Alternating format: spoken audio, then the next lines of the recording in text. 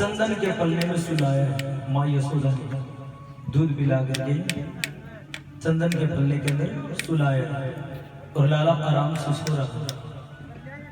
तभी जो कंस की मायावी राक्षसी थी जिसका नाम है पूतना, पूतना बड़ी सुंदर सज गिर जाती है और आगे की पूतना नंद बाबा के राजमहल में प्रवेश करती है। पूतना थी कैसी? बेली कुचेली, लंबे लंबे नाखूनों वाली, ऐसी थी पूतना। और आज सुंदर सज करके आई है। और ये कारण ही होता भैया, जो लंबे लंबे नाखून रखती है ना, सारी की सारी पूतना की होती थी। वो ये राक्षसों के काम होते हैं, देवताओं के थोड़ी होते हैं। नंद बाबा के राजमहल में आकर के पूतना सबसे पहले भगवान कृष्ण को उठाया और अपने स्तनों के ऊपर जहर लगा करके आई। भगवान कृष्ण को उठा करके अपने छाती से लगा करके दूध पिलाने लगे तो भगवान कृष्ण सबसे पहले दूध पीते पूतना का कि पूतना करूं क्या, मेरे को तेरा इलाज करना पड़ेगा, पर मैं तेरे को वो गति दूंगा जो माँ यशोदा को देनी है, क्योंकि तू मेरे को दूध पिलाने के लिए दूध पिलाती वो माई थी, तो तूने मेरे को दूध पिलाया। भगवान दूध पीने के बाद में पूतना जहर लेकर के आई तो भगवान उसका जहर भी पी लेते हैं। और उसके बाद में भगवान कृष्ण पूतना के प्राण पीने लगे। पूतना राजमहल से बाहर आकर के आकाश में उड़ने लगी और आकाश में उड़ने लगी तो गोकुल के लोग जोर जोर से आवाज लगाने लगे, हे नंद बाबा यशोदा, नंद बाबा यशोदा, कहां पर हो? आपके लाला को लेकर के कोई राक्षसी जा रही है महाराज, कहां पर हो? नंद बाबा कहां पर हो? यशोदा कहां पर हो? यशोदा और नंद बाबा दौड़ करके आए, पूतना के पीछे भागते, पूतना आकाश में जा रही है। भगवान कृष्ण प्राण पीते पीते और दोनों हाथ पकड़ करके पूतना के गले को दबा देते हैं। पूतना धड़ाम से पृथ्वी पर आकर के गिरी और गिरते ही गोविंदायो नमो मर गई। भगवान कृष्ण को माँ यशोदा उठाती है, हे लाला तेरे को पूतना लेकर के गई थी, हे लाला तू बच गया, चलो कोई बात नहीं लाला घर चला।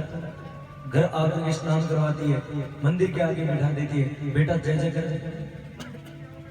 कृष्णा, एक नैया जय जय कर। अब भगवान कृष्ण सोचने लगे, मैया दुनिया तो मेरी जय जय कर दे, मैं किसकी जय जय करूं, पर चल तू कहती है मैं करूंगा। भगवान कृष्ण जय जय कहते हैं, भगवान को प्रणाम करते हैं। इसी प्रकार भगवान कृष्ण की आइए सुंदर सुंदर बाल लीला के अंदर प्रवेश करें। सजनों, एक बार गुरु सांडिल्य ऋषि को बुला करके और नंद बाबा कहने लगे, महाराज आज हमारे लाला का नामकरण संस्कार कीजिए। भगवान कृष्ण का नामकरण संस्कार 1 महीने के बाद हुआ। अब सांडिल्य ऋषि जब आए तो सजनों सांडिल्य ऋषि को देख करके और सुनंदा कहने लगी कि महात्मा तो पहले कह रहे थे कि नंद बाबा के राजघर में कन्या जन्म लेगी, पर इस महात्मा की वाणी सत्य नहीं है, इसमें भविष्यवाणी की हो सही नहीं हुई। आज देखते महात्माओं को पता चलता है नहीं।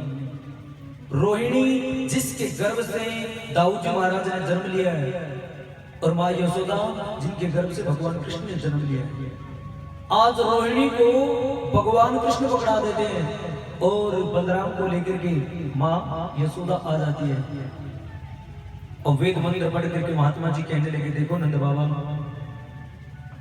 जो माँ यशोदा की गोदी में लाला है ये रोहिणी का पुत्र है और इसका नाम है बलराम, वैसे प्यार से इसको दाऊ कहेंगे। क्या कहेंगे? दाऊ। बोलिए दाऊ जी महाराज की।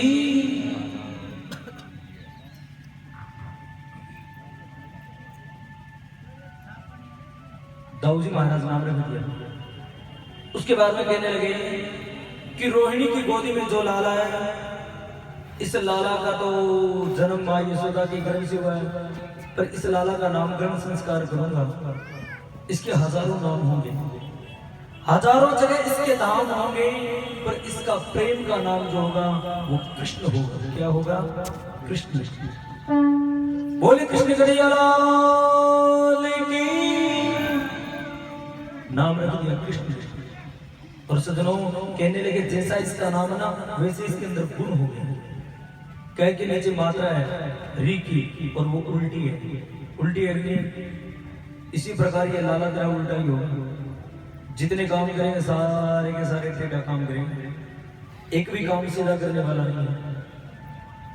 माँ देवकी कहने लगी, माँ यशोदा कहने लगी, क्या कह रहे गुरु? बिल्कुल सही कह रहे। अच्छा, आपने मेरे बेटे की जन्म कुंडली देखी? बिल्कुल बिल्कुल। तेरे लाला की जन्म कुंडली देख करके मैं बताता हूँ, तेरा लाला एक स्थान पर रुक नहीं पाएगा। यशोदा, तेरा लाला एक नंबर का चोर होगा। अच्छा, मन को चुराने वाला होगा, माखन चुराने वाला होगा, तेरा लाला चोर होगा। सबसे बड़ी बात, तेरा लाला का नाम इस दुनिया के अंदर होगा। अच्छा, इतना अच्छा मेरा लाला।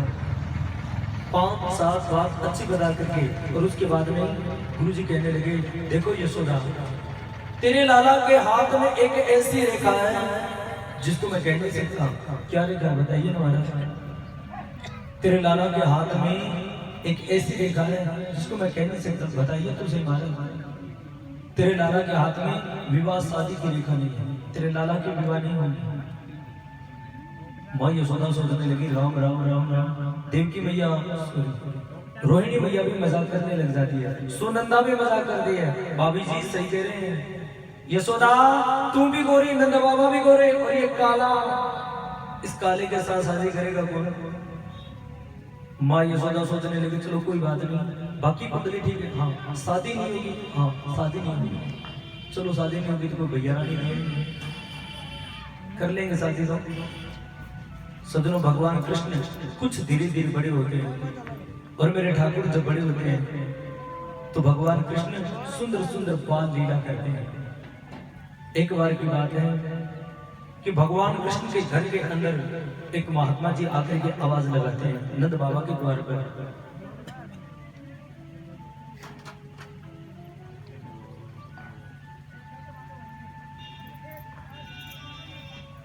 नंद बाबा के द्वार पर आकर के एक महात्मा जी आवाज लगाते हैं, नंद रानी ए यशोदा भिक्षाम देहि। अब यशोदा मैया आई, जी महाराज क्या चाहिए भिक्षा में? देखो नंदरानी, मेरे को बड़ी जोर से भूख लगी है, मेरे को भोजन करना है। कोई बात नहीं महाराज, मैं भोजन बनाती हूँ। नहीं नहीं नहीं, ऐसे नहीं तो महाराज मैं आपके लिए भोजन अच्छा बना दूंगा। नहीं नहीं नहीं यशोदा, एक मेरी आदत है, मैं खुद के हाथों से भोजन बना करके उसके बाद में भोजन करता हूँ, तो आप मेरे लिए भोजन नहीं बनाओगे? मैं खुद भोजन बनाऊँ। अच्छा महाराज जी कोई बात नहीं। अब महात्मा जी को चूल्हे के पास ले आकर के भोजन की जितनी भी सामग्री है सामान सारा का सारा जाकर के रख दिया। अब महात्मा जी भगवान के लिए बड़ा सुंदर भोजन बनाते, खीर बनाते, हलवा बनाते, प्रसाद बनाते हैं, रोटी सब्जी सब बना लेते हैं और सारा का सारा भोजन बना करके एक थाली में सुंदर सजा करके चौकी को रख करके और हाथ जोड़ करके वेद मंत्रों को पढ़ते हैं, आंखें बंद कर लेते हैं, भगवान का ध्यान करते हैं कि कृष्ण हे कन्हैया, हे नारायण, हे मेरे ठाकुर, हे विष्णु भगवान, आइए और आकर के भोजन ग्रहण कीजिए। अब कृष्ण भगवान आराम से पल्ले के अंदर सो रहे थे और महात्मा जी ने जैसे भगवान का आह्वान किया, कृष्ण भगवान सोचने लगे, भैया इतना अच्छा भोजन बना है और तेरे को बुलाया भी है तो चल करके भोजन क्यों नहीं कर लेता? भगवान कृष्ण पल्ले से नीचे उतर करके आए और आकर के भोजन करने लग जाते हैं। महात्मा जी जैसे आंखें खोली,